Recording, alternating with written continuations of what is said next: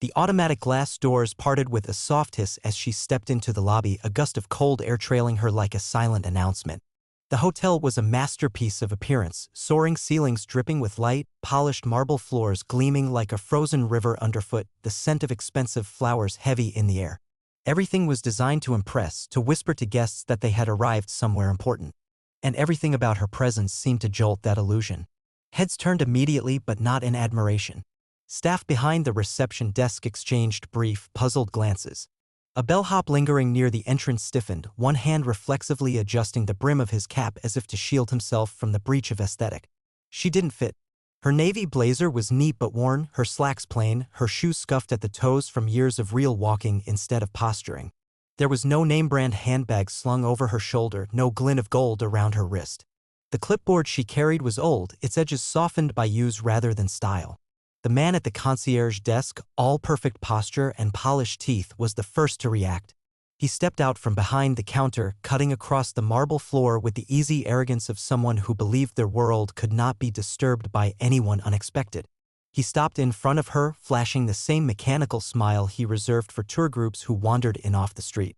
"Excuse me, ma'am," he said, pitching his voice so that it carried just far enough to be overheard by nearby guests, "but the staff entrances are through the side corridor. You might be a little lost." A pause. A beat. Then the addition coated in polite venom. "Wrong uniform, lady." A ripple of low chuckles slid through the nearby bellhops, hidden behind quick turns and stifled coughs. She didn't flinch. She didn't lower her gaze. Instead, she studied him carefully, like a scientist observing a specimen in a controlled environment. She could have corrected him then. She could have flashed the badge tucked into her inner jacket pocket, the one with the city seal and the quiet authority that overrode every nameplate and title in the building. But she didn't. Because sometimes you learn more by letting people reveal themselves.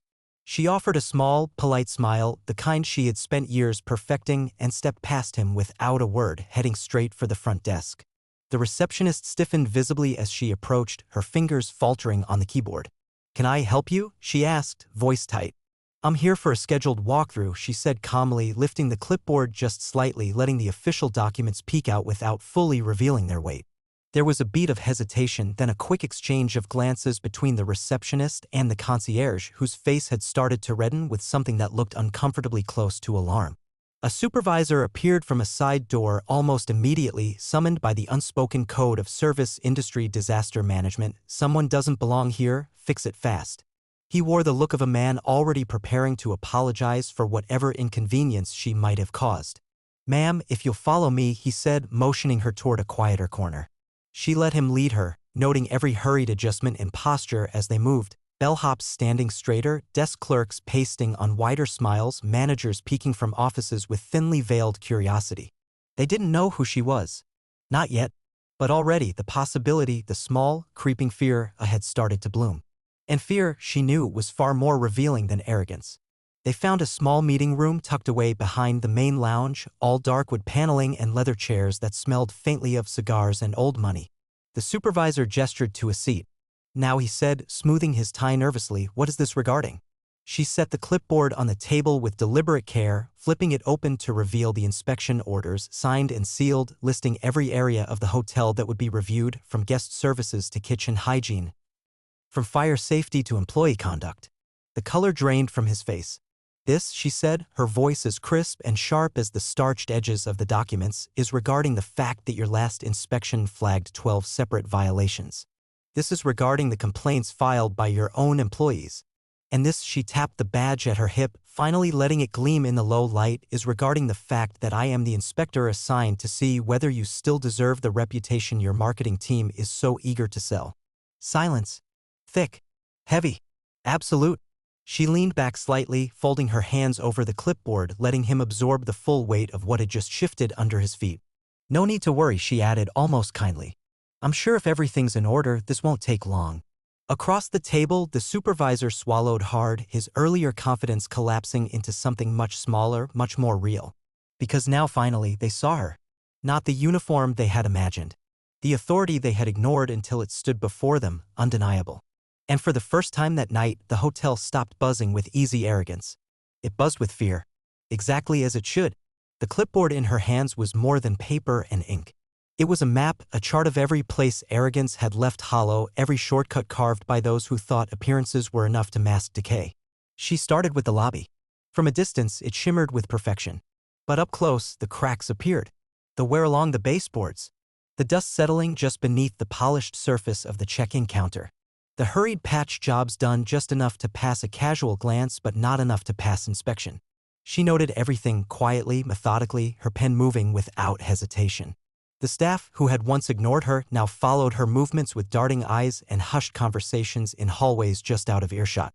The concierge, who had so smugly corrected her at the door, hovered nervously nearby, adjusting imaginary creases in his jacket, pretending not to notice the way she paused near the elevator call buttons, inspecting the fingerprints smeared across the supposedly immaculate brass.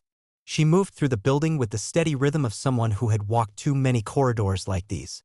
She knew where to look. The service elevators reeked of neglect, an emergency brake lever held together with electrical tape, safety inspection stickers dated 3 years past due.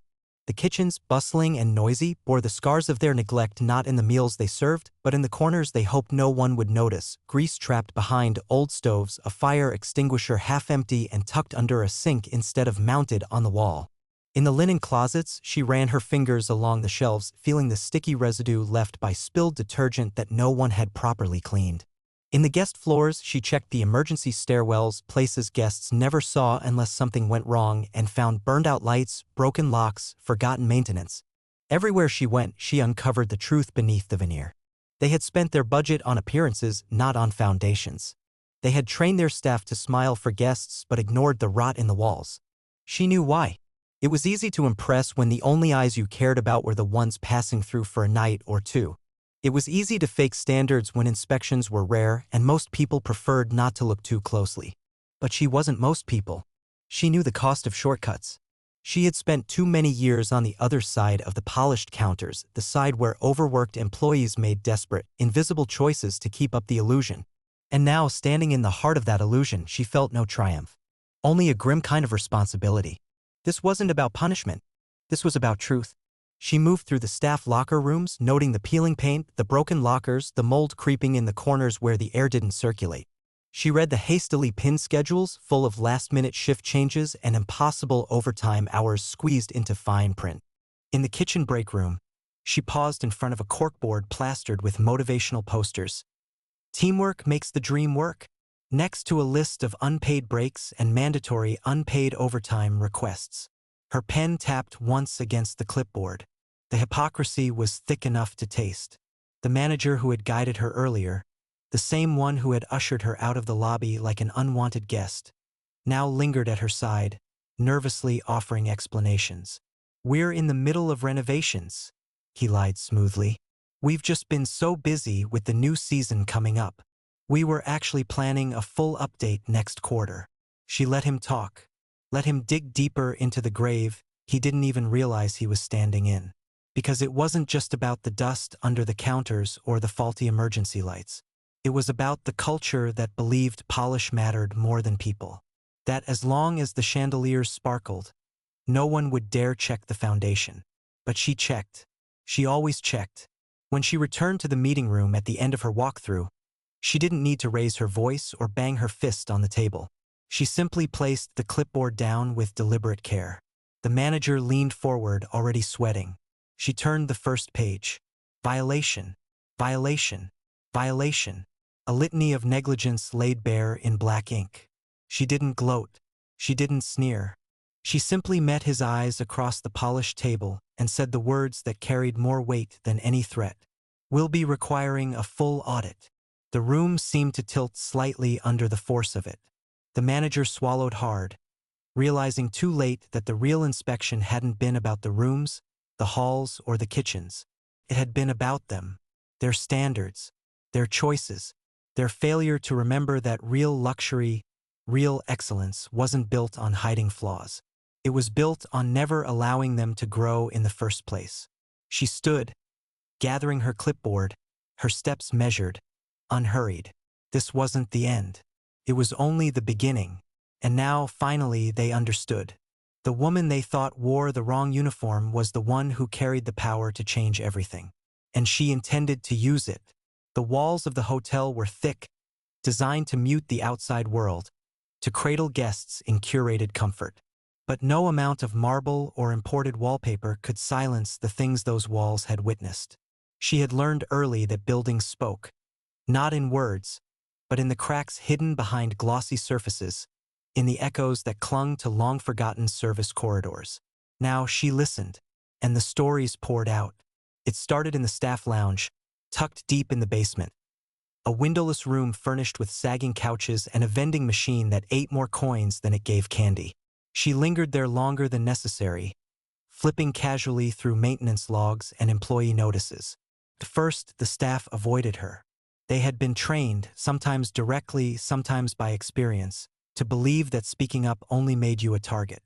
But small cracks spread when pressure built up behind them. It was the dishwasher who spoke first.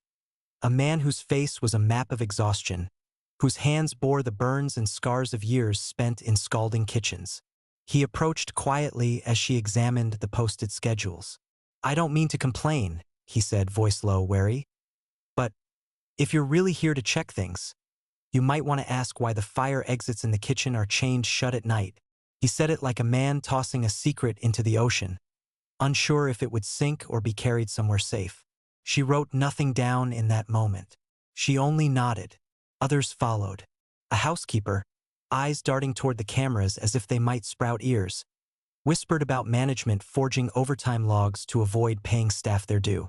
A junior cook, barely more than a kid, confessed that food waste was routinely disguised, spoiled ingredients recirculated to save costs. A security guard hinted at VIP guests receiving services that bent rules, and sometimes laws thin enough to snap. Each voice was a thread.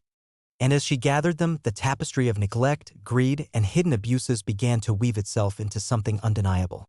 She didn't push. She didn't demand. She simply listened, and the building told its story. In the maintenance closets, she found work orders mysteriously marked completed, though no repairs had been made. In the back stairwells, she found cigarette burns and broken locks, telltale signs of places where cameras couldn't see, where rules bent in the dark. The more she uncovered, the clearer the pattern became. This wasn't negligence born from ignorance. It was calculated. A culture that had rotted from the top down, one smiling guest at a time. They had built their kingdom on the assumption that no one would ever look closely enough to see the foundation cracking. They hadn't counted on her.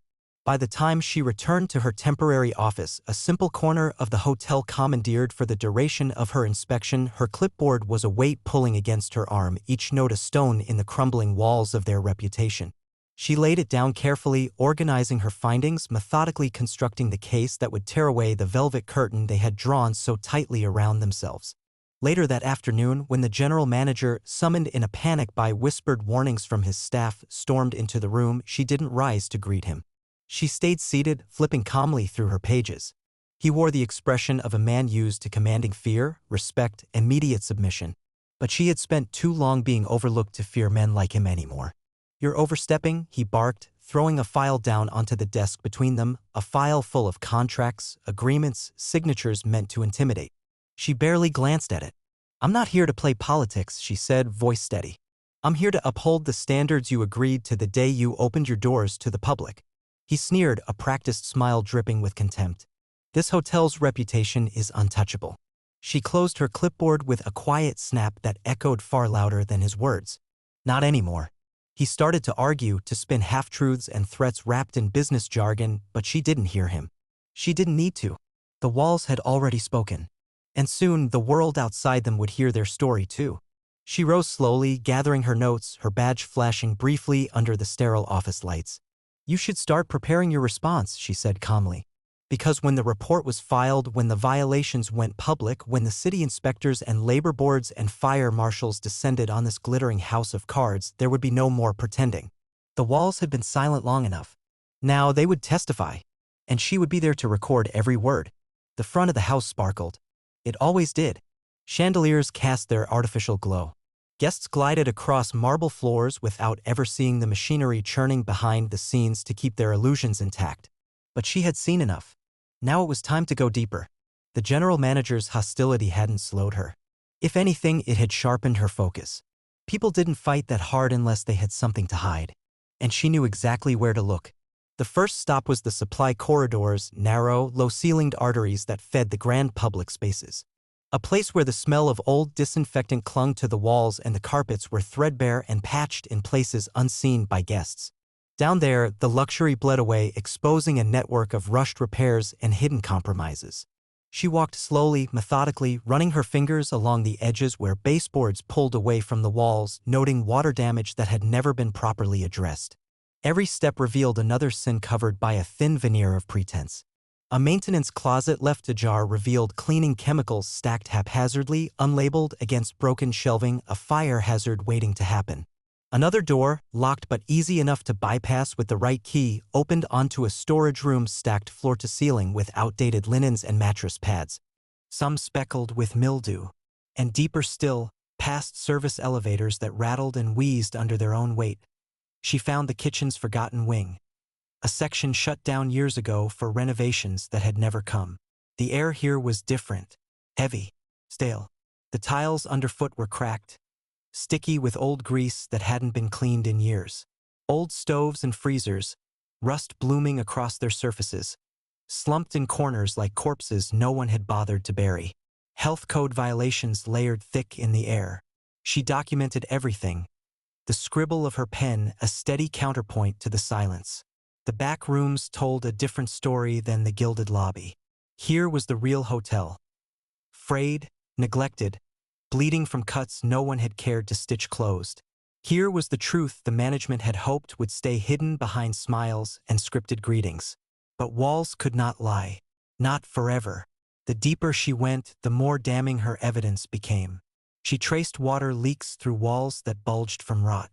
She photographed electrical panels patched with amateur hands, wires exposed like veins ready to snap. She noted doors improperly latched, safety exits that jammed when pushed. And through it all, she felt the weight of every worker who had been forced to navigate this decay without complaint. The housekeepers who had risked mold exposure for minimum wage, the maintenance crews who had jerry-rigged life support systems to keep the building running without proper tools or backup. They had been silenced by fear of losing what little they had. Now, their silent endurance became part of her case. When she resurfaced hours later into the main hotel corridors, blinking against the polished shine and forced smiles, she moved differently. Not because she carried anger, because she carried truth. The manager was waiting near the lounge, posture tense, an eager-to-please assistant hovering nearby. He tried to intercept her, slipping into her path with a carefully neutral smile. "Inspector," he said smoothly, "perhaps we could sit down and discuss. The timeline for your report? I'm sure we can." She didn't let him finish. "Clear the conference room," she said calmly, not raising her voice but slicing through his words all the same. "I'll need a full senior staff meeting. Immediately." The assistant blinked rapidly, looking to the manager for permission. The manager hesitated. Then, seeing the expression on her face, nodded stiffly. They understood now. This wasn't a routine inspection. This was an autopsy, and she was here not just to expose the rot, but to force them to reckon with it. Within an hour, the senior staff, department heads, floor managers, lead concierges, gathered in the glass-walled conference room overlooking the sparkling lobby. Fitting irony. As they shifted uncomfortably in their designer suits and carefully applied makeup, she spread her photographs across the polished table like cards in a game none of them had ever learned to play. Mold, wiring violations, chained exits, chemical hazards, labor law abuses. Each image, each note, each signature of negligence stripped away another layer of their defenses. She didn't yell. She didn't threaten. She let the evidence speak for itself. Cold, relentless, undeniable. And when she finished, she looked around the table at faces drained of their earlier confidence. "This hotel," she said, her voice low and final, "is not in violation of one or two codes. It is in violation of the very trust your guests and your workers placed in you." Silence. Shame. Fear. Good. She gathered her files without ceremony, letting the final weight of her inspection settle into the room like a storm cloud. "You'll be hearing from the board," she said, rising. "And from the city." She didn't offer further explanation. She didn't need to. The walls had already told their story. And now the reckoning had begun. The fallout didn't arrive with sirens or flashing lights. It came in quietly, relentlessly. A tidal wave disguised as a trickle. 3 days after she filed her report, the first calls arrived. The city inspectors scheduled emergency visits. The labor board opened a formal investigation. The fire marshal issued an immediate citation, mandating overnight repairs or risk closure. And the media smelled blood. The glossy facade the hotel had spent years polishing cracked in real time, headlines splashing across local news sites, whispering their way into morning radio shows and late-night bar talk. Prestigious downtown hotel cited for safety violations. Luxury without responsibility? City officials investigate. Workers speak out. We were invisible until it became public. Inside the hotel, panic spread faster than the truth. Senior staff huddled behind closed doors, their voices rising behind frosted glass. Floor managers barked frantic orders at employees, trying to scrub away not just the physical dirt, but the moral rot that could no longer be hidden. But it was too late, because real reckoning never arrives on your schedule. It doesn't wait until you're ready. It comes when the truth finally outweighs the excuses. She returned to the hotel twice in the following week. Not as an inspector this time, but as a witness. She watched from a quiet corner of the lobby as new notices went up near the elevators. Under renovation for safety compliance. She watched as consultants in stiff suits arrived with clipboards of their own, touring the facility with grim faces and furrowed brows. She watched as familiar faces, concierges, managers, executives, disappeared, one by one, replaced by temporary hires scrambling to restore the shattered illusion. Guests checked out early. Reservations were canceled. Whispers spread among those wealthy enough to matter. If even they couldn't maintain standards, what does it say about the rest? The reckoning didn't just bruise their pride. It struck at the very thing they had once held sacred above all else, their reputation. And she felt no pity, because she knew the truth that the marble floors and crystal chandeliers had tried so desperately to hide. Reputation means nothing if it's not built on integrity. Standing by the broad glass windows of the lobby, she watched the doormen shift uncomfortably in their polished shoes. The housekeepers hustle a little faster, management shuffle past with eyes carefully averted. They recognized her now, not because of the uniform she wore, but because of what she had forced them to see. One evening, as the sun dipped low and the lobby lights warmed from golden to dim, a young housekeeper, the same one who had once dared to whisper to her about the chained fire exits, passed by with a cart full of linens. For a moment their eyes met. He didn't smile. He didn't nod. He simply stood straighter, a quiet acknowledgement blooming between them. Not gratitude, respect. The kind of respect no title, no paycheck, no gold-plated name tag could ever demand. The kind of respect that could only be earned and given by those who had survived long enough to know what real power looked like. She turned, walking slowly out into the evening, the heavy glass doors whispering shut behind her. The city moved around her, uncaring and endless. But somewhere behind her, within those once untouchable walls, something had changed forever. The reckoning had torn away the pretense. And what grew from the ruins would be different, or it would crumble entirely. Either way, her work was done. And as she disappeared into the city crowds, she carried with her the quiet certainty that appearances could deceive, smiles could lie, walls could hide. But truth always found a way to be heard, especially when someone was willing to listen, and even more when someone finally refused to look away. The city never noticed the shift at first. Life went on. Traffic snarled at intersections, storefronts flickered open and shut, the skyline gnawed at the horizon. The hotel, that once proud monument to polished indifference, remained, but it wore a different kind of silence now. Inside, the changes took root slowly, almost invisibly, like seedlings breaking through cracked concrete. It started with the workers. The ones who had once shuffled through service entrances with heads bowed now moved differently. A little taller, a little more aware that someone, finally, had seen them, had listened, had acted. New hires came through the doors, not drawn by desperation but by the reputation quietly rebuilding itself within the industry. A place where inspections were not feared, but welcomed. A place where safety wasn't an afterthought, but a promise. The management changed too. Not just faces but philosophy. Training programs were rewritten. Schedules adjusted to respect human needs rather than corporate quotas. Emergency drills were no longer shrugged off as formalities. They became rehearsals for real care, real responsibility. And slowly, guests noticed. They noticed in the way the staff smiled, real smiles, not the brittle rehearsed ones. They noticed in the way problems were solved before they escalated, because now there was pride, not just survival, woven into the fabric of service. No one talked openly about the scandal anymore. That was how cities worked. They devoured stories of failure, digested them, and moved on. But the legacy she left behind didn't need headlines.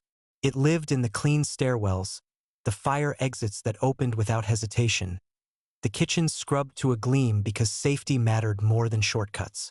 It lived in the way new employees were trained not just in procedures but in dignity. It lived in the simple, quiet way the hotel's heartbeat had shifted from performance to authenticity. As for her, she didn't stay to bask in the aftermath. She moved on as she always did. There were other buildings, other cracks hidden behind luxury, other whispered warnings to heed. But sometimes, on rare evenings when the city's chaos softened into something almost tender, she would walk past the hotel she had helped transform. She would pause, hands tucked into her pockets, and watch the doorman greet guests not with suspicion but with welcome. She would catch a glimpse of a young woman in a simple blazer crossing the lobby with a clipboard in hand, unchallenged, unbothered. And she would smile, not because her work was done, but because it was continuing without her. She hadn't just written a report. She had written a new standard, one that rippled out beyond the lobby, beyond the rooms, beyond the city limits.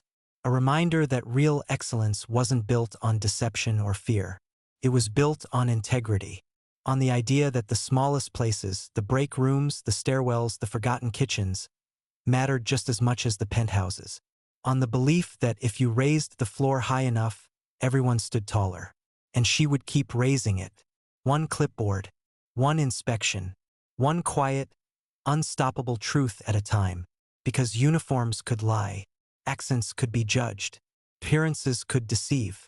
But real standards, real respect, they left marks that no polish could ever erase.